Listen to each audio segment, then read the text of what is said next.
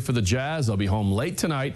Couple of days off, getting ready for those 17-4 Spurs. All right, finally a night for the Utah State basketball family to decompress.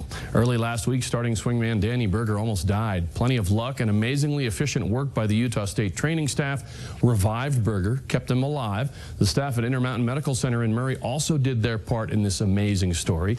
Berger went back to Logan yesterday, and last night he was honored in an emotional pregame hello from the Aggies crowd. It's just a miracle.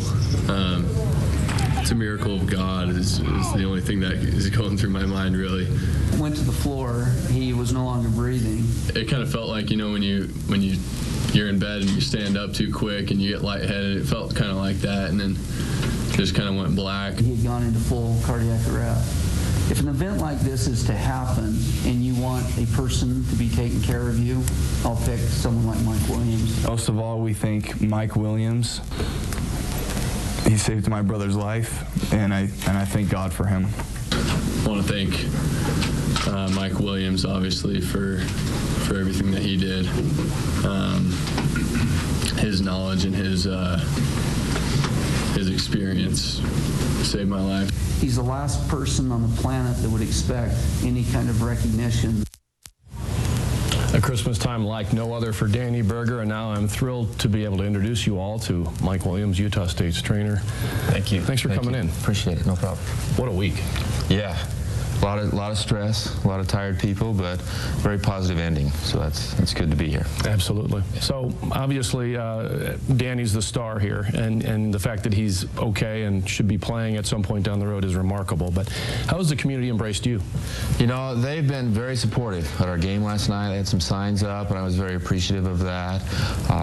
And again, I try and direct it all towards Danny, just because the kid put up such a hard fight through all of this. But everywhere I go, I can't go anywhere without stopping and talking for 20 minutes, and that'll die down, so it'll be, but it's been unbelievable, the outpouring, the people that have called, the Utah Jazz, Gary Briggs called, said whatever you guys need, our organization wants to kick in, they want to help out and do what they can. Across in the field of athletic training, I've been getting calls and emails across the country that have been very, very supportive and been very appreciative of all of that. And I know, it's what you've been doing for 14 years up in Logan and beyond that with all the study, I'm sure, but at the end of the day, in your quiet moments in the last couple of days, has it hit you that you saved a life?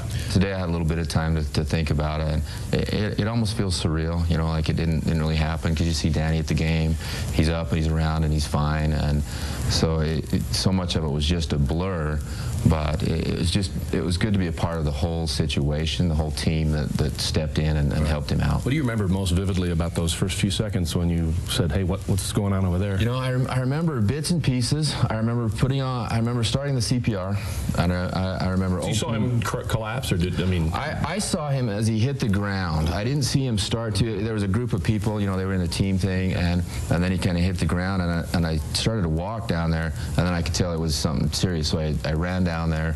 I knelt down, said, you okay? Danny, talk to us. You stay with us, Danny.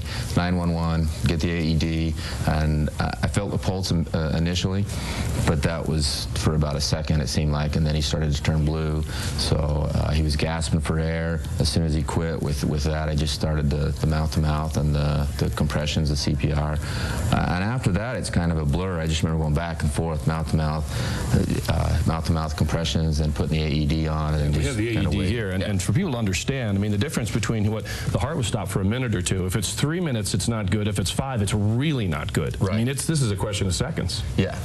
It was, the AED was hooked up and had shocked him in under 2 minutes, and it was around 1.5 minutes according to the readout. The AEDs keep track of all of that stuff for you as far as time, and from the time that the AED was put on to the time that it was shocked was roughly 35 to 40 seconds, which is, or that's from the time the lid on the AED was open to the time it was shocked. So, and it took a few seconds to actually open the pads and put the pads on him. Right. So he was, and I was there in less than 10 seconds. So it was pretty unbelievable, and our student manager, Jesse, and I talk all the time about, first aid, and if I need the AED, you're the guy, go get it. So he was on top of all of that. And Coach Feger handed it to me, he said, here, and from there it was just kind of a blur. of activity. Let's just show everybody what it looks like. I mean, it's light. You know, I don't know, what, 20 pounds, 25 pounds. Yeah, they're really light. They're portable. They actually come smaller than this, and they're simple to use. You basically just all I did was open the pads, put the pads on him, stand back, it does the rest of it. So, and you can't get them on soon enough. Yeah. You know, no matter what. Yeah. If I had to choose that or CPR, I would choose that every time now. And it'll analyze, it'll tell you when to shock. Some of them you push the button, the one that we use there, it does it all for you. It's really, anybody could do it. So you have a new love for that little guy. Oh yeah, I'm not sure I'll go anywhere. You know, Danny's gonna have one in his chest now. So that's right. So he's got a portable one. Yeah, let's get into the feeling of relief at the hospital when you first realized, you know, not only is he going to be okay, but I mean, he could play later this season. Yeah. You know, the first time at the hospital I remember relief was after they took all the tubes and everything out, and I went in and he could actually talk. And you went in and you shook his hand and talked to him.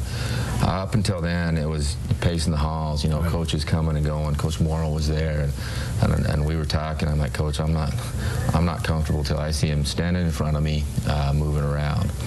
And it's unbelievable from where he went, you know, Tuesday at 3:15, whatever it was, to Saturday night, seeing that show at the game of the appreciation that the fans gave to him.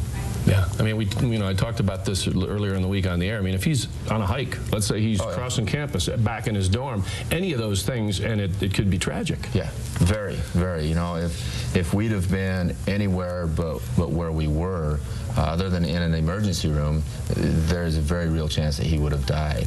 And that's the scary part of it, is he was that close, and so many things just had to click and go right. And I talked to him yesterday just about the team of, you know, Jesse knowing what he was doing, I know what I was doing, you know, Coach Fieger handing us me the AED, to the ambulance, to the campus police, to the hospital. Everything just went the way it had to for him to survive. And what it came down to, like I told him yesterday, was the only thing we really did, Danny, was we gave him a chance to fight, and he did. He fought, and he won that. So that's a credit to him. Let's talk about his immediate future, because I mean, in terms of playing, it's crazy that we're even talking about it. He will play again, right? I mean, barring some. You know, the cardiologist said there's no reason he shouldn't play. Unbelievable. You know, he's this got season. He could. He's got to convince his mom, you know, and that's, I've told Danny and I've talked to Coach, the biggest thing is your health. You've got to, they've attached those wires to his heart. That has to all scar down and be healthy. So he'll be in a sling for, you know, 3 to 4 weeks, or actually he'll be in a sling for a few days, but he can't raise his arm for 3 to 4 weeks. So there is a chance, but it's a matter of how much is that going to push it. If it's pushing it, then no, you're not. We won't play this year. We'll sit you out. You've got a pretty good argument for a red shirt. Oh yeah, very, very solid. I can't see the NCAA saying no on this. He fits into every category on that one. Just tell us the lessons maybe that this has given you a tremendous forum. We were talking about this. These are lessons that are learned in a really good situation, not through you know, a disaster. Exactly. You know, the biggest thing is communication and education.